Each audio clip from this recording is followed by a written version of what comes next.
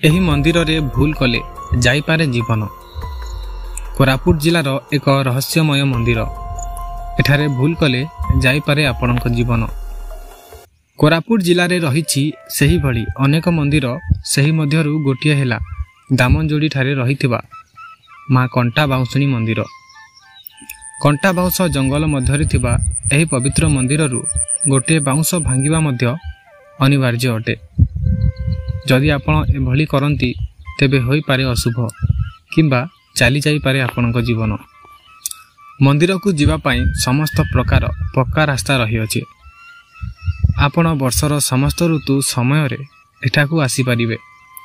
ମନ୍ଦିର ପରିସରରେ ହିଁ ଗାଡ଼ିଗୁଡ଼ିକୁ ପାର୍କ କରାଯାଇଥାଏ ଏବଂ ଏଠାରେ ପାର୍କିଂ ପାଇଁ କୌଣସି ପ୍ରକାର ଟିକେଟ କାଟିବାକୁ ପଡ଼େ ନାହିଁ। ଏହି ମନ୍ଦିରରେ ଭକ୍ତମାନେ ବିଭିନ୍ନ ସମୟରେ ମାନସିକ ରଖିଥାନ୍ତି ଏବଂ ମାନସିକ ପୂରଣ ହେଲେ ନିଜ ସାମର୍ଥ୍ୟ ହିସାବରେ ମାଙ୍କୁ ଭେଣ୍ଟ ମଧ୍ୟ ଦେଇଥାନ୍ତି। ଭକ୍ତମାନେ ମାନସିକ ପୂରଣ ହେବା ପରେ ମାଙ୍କୁ ଶାଢ଼ୀ, ଘଣ୍ଟି, କୁକୁଡ଼ା ଓ ଛେଳି ମଧ୍ୟ ଭେଣ୍ଟ ଦେଇଥାନ୍ତି। ନିଜ ଛୋଟ ପୁଅ କିମ୍ବା ଝିଅକୁ ମଧ୍ୟ ଭକ୍ତମାନେ ଏଠାକୁ ଆଣି ମୁଣ୍ଡନ କରିଥାନ୍ତି।